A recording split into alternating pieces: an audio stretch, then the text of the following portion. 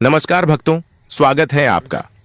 तो भक्तों, 2025 में आने वाली मौनी अमावस्या के दिन, भक्तों, आज मैं आपको 29 जनवरी 2025 मौनी अमावस्या के दिन तुलसी से जुड़े कुछ महत्वपूर्ण नियम बताऊंगा। तुलसी के नीचे ऐसा क्या बांध देने से पूरे साल भर घर में धन की वर्षा होती है, बैंक बैलेंस खत्म नहीं होता, 7 पुश्तें तक करती हैं। रूपों पैसों पर राज मौनी अमावस्या का व्रत महिलाएं मौन रखकर करती हैं। पूरे दिन मुख से एक भी शब्द नहीं बोलना होता। भक्तों, तो वीडियो के अंत तक बन रहें। अगर आपने वीडियो को आधा अधूरा छोड़ा तो आपको कोई लाभ की प्राप्ति नहीं होगी। इसके लिए आपको नया योग टीवी की वीडियो को पूरा ही देखना होगा। भक्तों, 29 जनवरी मौनी अमावस्या के दिन यूं कहें कि 2025 में पढ़ने वाली मौनी अमावस्या के दिन तुलसी में डाल दे।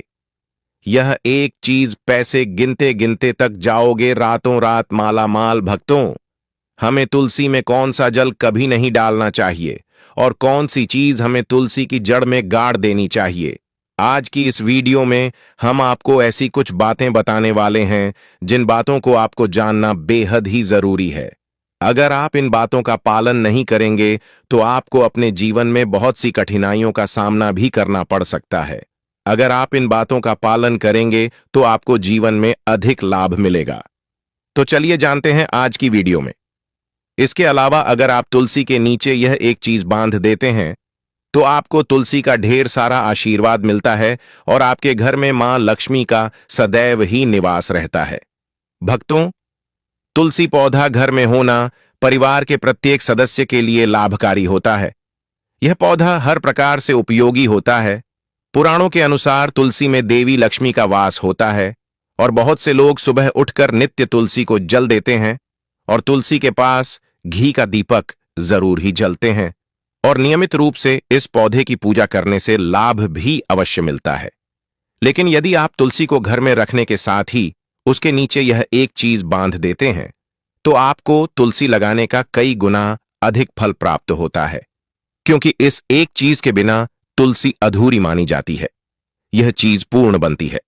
शास्त्रों में इसका सबसे अधिक महत्व बताया गया है। भक्तों, भारत में ही नहीं बल्कि संसार के अधिकतर देशों में तुलसी को बहुत ही गुणकारी पौधा माना गया है।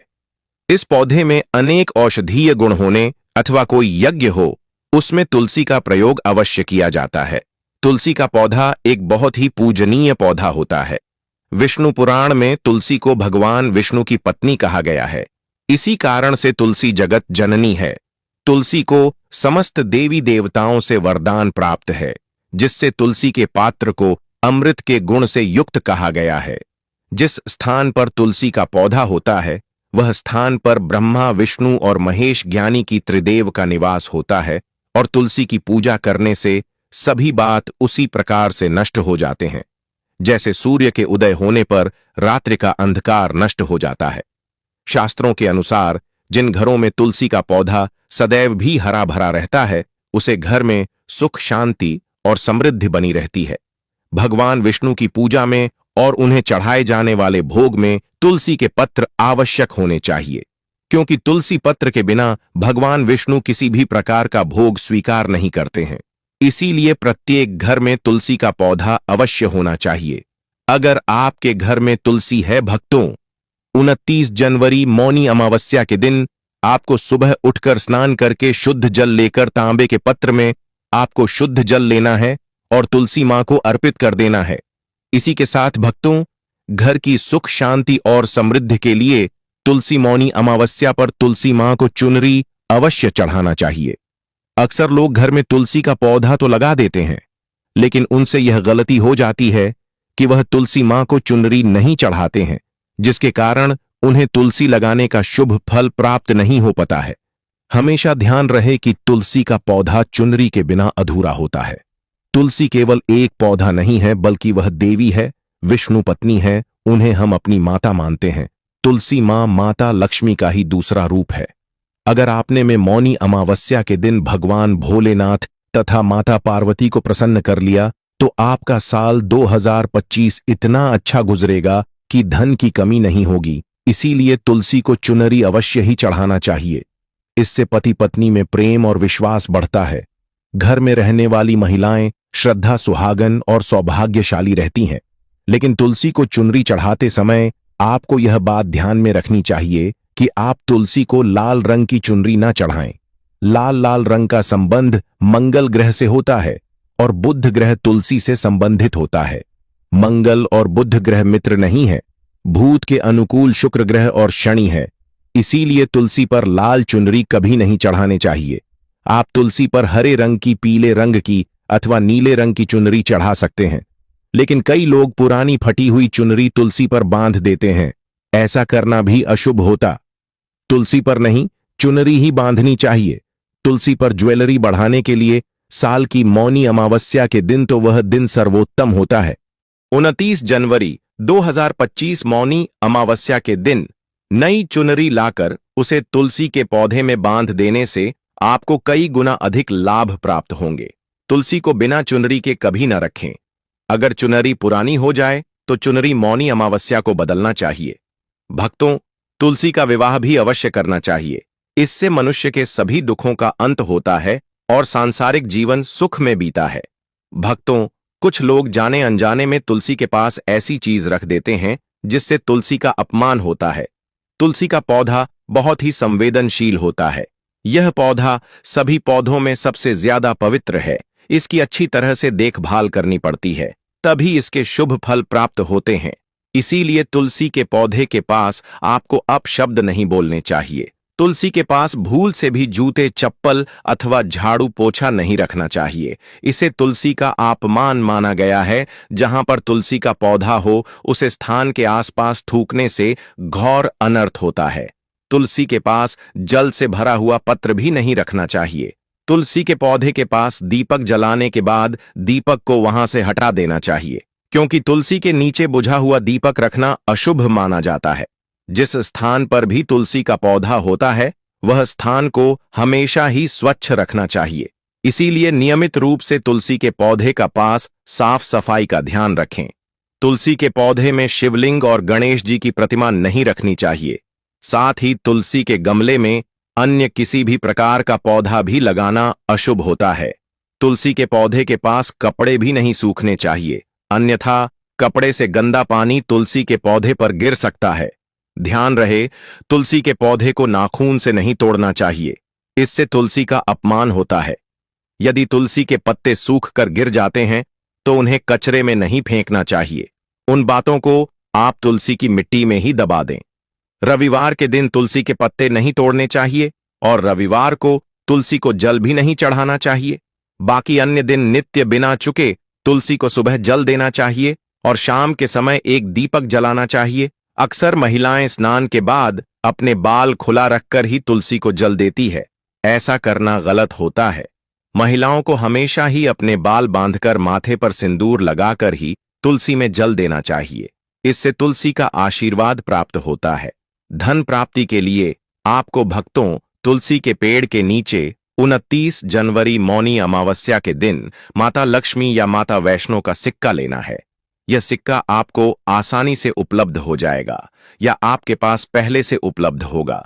जिस सिक्के के ऊपर माता लक्ष्मी या फिर माता वैष्णो का फोटो लगा होगा, इस सिक्के को आपको तुलसी के पेड़ के नीचे 29 जनवरी मौनी अमावस्या के दिन दबा देना है और अगले दिन उसे सिक्के को निकालकर स्वच्छ जल से साफ करके नित्य पूजा पाठ करके लाल कपड़े में बांधकर अपने घर की तिजोरी में या फिर अपने पास में रख देना है। इससे आपको अपार धन की प्राप्ति होगी और आपका धन खर्च नहीं होगा बल्कि बढ़ता ही चला जाएगा। भक्तों, घर में तुलसी का पौधा लगाते समय ध्यान रहे, आप इसके लिए गंदी मिट्टी का उपयोग न करें।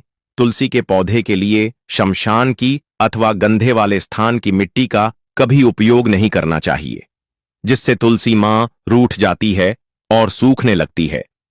तुलसी का पौधा कभी गंदे स्थान पर नहीं लगना चाहिए, जैसे नाली अथवा बाथरूम के पास तुलसी का पौधा कभी नहीं रखना चाहिए, अन्यथा गंदा पानी तुलसी के पौधे में गिर सकता है, जो बहुत ही अशुभ माना गया है। घर में तुलसी का पौधा कभी सूखना नहीं चाहिए। शास्त्रों में ऐसी मान्यता है कि तुलसी का पौधा सूखना अकाल मृत्यु की सूचना देता है। घर में तुलसी का पौधा सूख जाए तो घर की सुख समृद्धि खत्म हो जाती है। सूखी हुई तुलसी में मां लक्ष्मी का वास नहीं होता है।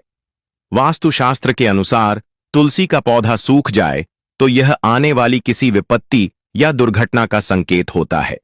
घर में धन बढ़ोतरी के लिए आपको मौनी अमावस्या के दिन घर में एक तुलसी का पौधा लगाना है। जैसे जैसे पौधा बढ़ता जाएगा वैसे वैसे आपके घर की तरक्की दिन दुगनी रात चौगुनी तरक्की होगी। इसीलिए तुलसी का अच्छे से ख्याल रखना चाहिए। उसे नीचे जल्दी कर हरा भरा रखना चाहिए। तुलसी में कभी भी किसी प्रकार के केमिकल नहीं डालने चाहिए। केवल खाद्य पदार्थ और गोबर का प्रयोग करना चाहिए। साथ ही इस बात का ख्याल रखें कि तुलसी में मकड़ी के जाले अथवा कीड़े नहीं लगने चाहिए। ऐसे स्थान पर लक्ष्मी वास नहीं करती है। शास्त्रों के अनुसार तुलसी को बिना स्नान किए जल नहीं देना चाहिए और पैरों में चप्पल आदि पहनकर भी तुलसी को जल देते समय ध्यान रहे कि वह जल आपके पैरों पर ना पड़े। इससे तुलसी का अपमान होता है। श्री कृष्ण कहते हैं, नित्य तुलसी के दर्शन से मनुष्य को स्वर्ग की प्राप्ति होती है और तुलसी पत्र के सेवन से उसके सभी पाप नष्ट हो जाते हैं। तुलसी का पौधा हमेशा ही घर के सामने लगाना चाहिए। इस पूर्व अथवा उत्तर दिशा में लगाना सबसे अधिक शुभ होता है। अगर तुलसी के गमले में दूसरे पौधे अब जाते हैं तो उन्हें समय पर हटा देना चाहिए। अगर तुलसी के ही अन्य पौधे हैं तो यह पौधे दूसरों को दान में देनी चाहिए। कहा जाता है कि जब घर में एक से अधिक तुलसी के पौधे अपने आप उगने लगते हैं तो घर में साक्षात माता लक्ष्मी का आगमन होता है। तुलसी के पास कभी कांटेदार पौधे नहीं रखना चाहिए। तुलसी मां रूठ जाती है। तुलसी के पास मरुस्थलीय पौधे रखना बेहद अशुभ माना जाता है। ऐसे पौधों से नकारात्मक ऊर्जा निकलती है। शास्त्रों में कहा गया है, जिन पौधों से हरी भरी कलियों की उत्पत्ति ना हो उसके स्थान पर कांटे निकालते हो तो ऐसे पौधों को तुलसी के पास कभी रखना नहीं चाहिए, बल्कि मरुस्थलीय पौधे घर में किसी भी स्थान पर रखना ही नहीं चाहिए। इन पौधों के कारण घर का वातावरण नकारात्मक बन जाता है। जैसे कई लोग नागफनी का पौधा सजावट के नाम पर घर में रखते हैं। ऐसा करना बिल्कुल गलत है। नागफनी का पौधा तो गलती से भी तुलसी के पास न रखें। यह तुलसी की संपूर्ण सकारात्मक ऊर्जा को नष्ट कर देता है। लेकिन शास्त्रों में केले के पौधे का विशेष महत्व बताया गया है। अगर आप तुलसी के पास केले का पेड़ लगा देते हैं तो आपको कई गुना अधिक लाभ प्राप्त होंगे।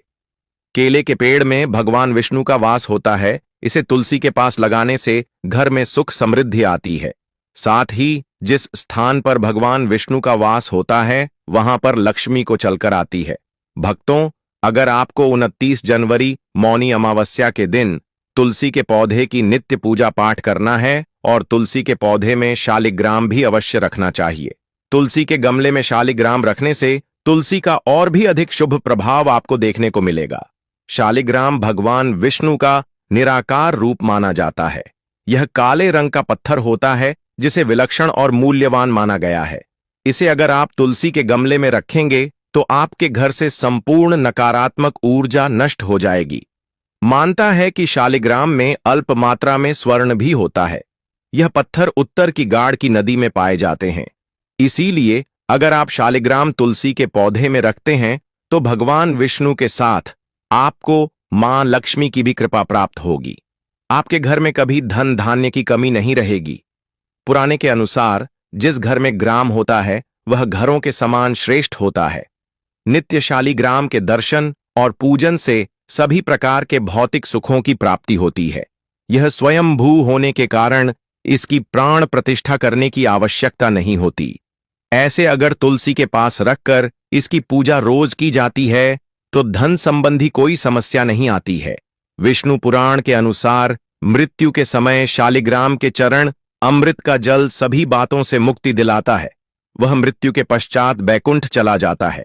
यह चरण अमृत औषधि के समान है। जो इसका सेवन करता है उसे मोक्ष मिल जाता है। कुछ लोग चरण अमृत लेकर अपने सिर पर हाथ फेर देते हैं, बल्कि शास्त्रों में ऐसा करने का उल्लेख नहीं किया गया है। शरण अमृत हमेशा दाएं हाथ से श्रद्धा भाव से ग्रहण करना चाहिए, लेकिन शालिग्राम घर में लाते समय ध्यान रहे कि वह असली हो। आजकल कई प्रकार शालिग्राम मार्केट में मिलते हैं जिनकी पूजा करने का कोई फल प्राप्त नहीं होता है। घर में केवल एक ही शालिग्राम की पूजा करनी चाहिए। पुराने में कहा गया है, भगवान विष्णु की मूर्ति से कई ज्यादा उत्तम होता है। शालिग्राम की पूजा करना, शालिग्राम को चंदन लगाकर उसे पर एक तुलसी का पत्ता रखना चाहिए। प्रतिदिन शालिग्राम को पंचामृत से स्नान करना चाहिए।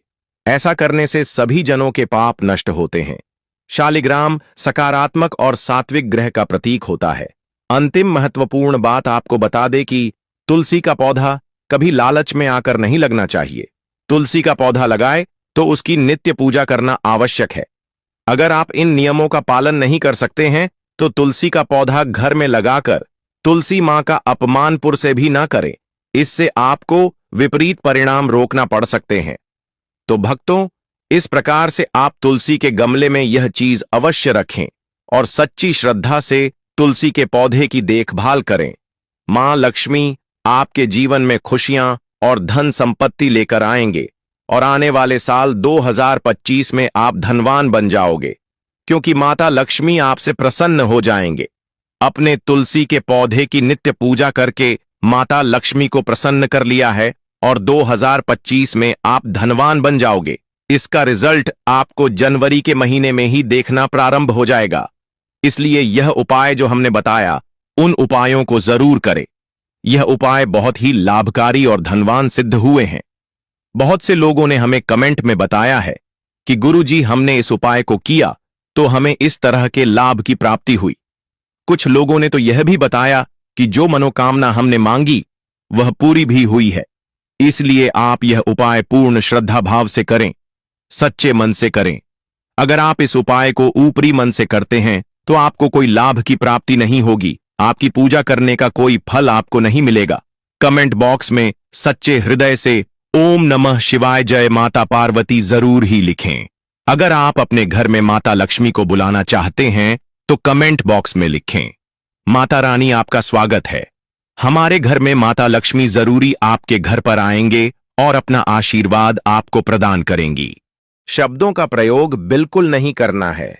बिल्कुल मतलब बिल्कुल आप बोलेंगे ही नहीं, और अगले दिन अमावस्या समाप्त होने के बाद ही आप इसको पूर्ण करेंगे, अर्थात बोल पाएंगे। संकल्प अवश्य ही लेना चाहिए।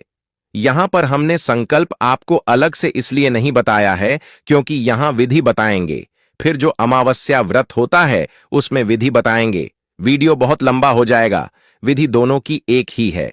ले अब हम बात करते हैं कि अमावस्या को पूजन कैसे करना है, सामान्य जन और क्या करते हैं, और जो व्रत किया जाता है ना अमावस्या पर, उसकी विधि क्या है, कैसे आपको व्रत करना है के बारे में चर्चा करते हैं। तो अमावस्या के दिन आपको सूर्योदय से पहले उठना चाहिए। उठने के बाद स्नान आदि करके सबसे पहले आप अपने मंदिर की साफ सफाई कीजिए और व्रत करने का संकल्प लीजिए। आज जो व्रत कर रहे हैं ना, इसमें माता पार्वती, भगवान गणेश और भगवान शिव शंकर की पूजा विशेष रूप से की जाती है। यह उन्हीं के किया जाने वाला व्रत है। तो सूक्ष्म सामग्री है जो सभी के घर में होती है, वह एकत्र कर लीजिए।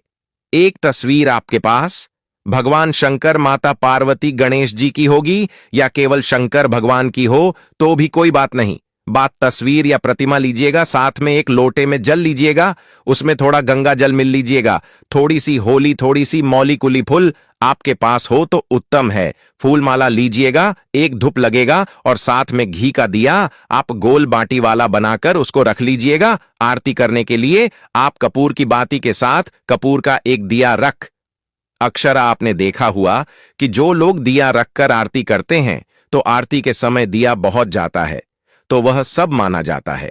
इसलिए आप कपूर का उपयोग करें ताकि किसी प्रकार की गलती हमारे द्वारा ना हो। नैवेद्य के रूप में अर्पित करने के लिए या तो फल रखिएगा या कोई मिठाई आपके पास घर में हो तो बाहर रख लीजिएगा। कुछ ना हो तो मिश्री भी आप निवेद्य के रूप में पूजा में अर्पित कर सकते हैं। मुझे आरंभ करने से पहले बताना चाहेंगे कि अमावस्या पर मांगी अमावस्या पर गंगा स्नान का बड़ा फल है। जी, आपको इस दिन गंगा स्नान अवश्य करना चाहिए। यदि गंगा जी में ना जा पाए तो सुबह जब आप स्नान कर रहे हैं ना, स्नान से पहले आपके नहाने की जो बाल्टी में पानी है उसमें गंगा जल मिला लीजिए। पहले उसमें गंगा जल डालिए कि विधि है। गंगा जल मिलने की एक विधि है। एक है कि भरी हुई पार्टी में अपने 2 बूंद गंगा जल डाल दिए। एक है कि आपने अभिषेक 2 बूंद गंगा जल पहले बाल्टी में डाली और उसके बाद आफ्टर उसमें पानी भरा। तो उचित जो विधि है वह यह कि पहले उसमें गंगा जल डालिए, जितना भी आप डालना चाहिए, जितना डाल सकते हैं। उसके बाद उसमें पानी भरी थोड़े से काले तिल इसमें डाल लीजिए। अद्भुत महिमा है काले तिल और गंगा जल की, दोनों को मिला लीजिए, पानी भरिए और उसके बाद आप स्नान कीजिए। पीतल जल से स्नान करना चाहिए माघ के महीने में। वैसे तो अगर आप मार्ग स्नान कर रहे हैं तो शीतल जल से ही करना चाहिए, कि यदि बाकी दिनों में ना हो पाए तो आज के दिन आप शीतल जल से स्नान कीजिए। एक बात हम यहां पर बताना चाहेंगे विशेष रूप से, कि देखिए, हम किसी को बाउंड नहीं कर रहे हैं। आपकी सेहत क्या आपको अलाव करती है, आपके स्वास्थ्य की, आपकी शारीरिक हालत कैसी है, वह अवश्य ध्यान रखिएगा। ऐसा ना हो कि आप ठंडा पानी से नहाने के चक्कर में बीमार पड़ जाए किसी प्रकार का, और शारीरिक आपको नुकसान हो जाए तो आप उसे बचेगा। आप जबरदस्ती ना कीजिएगा। आपका अगर शरीर साथ देता है ठंडा पानी से नहाने में, तो ही आप ठंडा पानी से करता है। ईश्वर आपकी श्रद्धा देखते हैं। आप श्रद्धा पूर्वक ईश्वर की भक्ति करेंगे तो आपको फल अवश्य प्राप्त हो ही जाता है।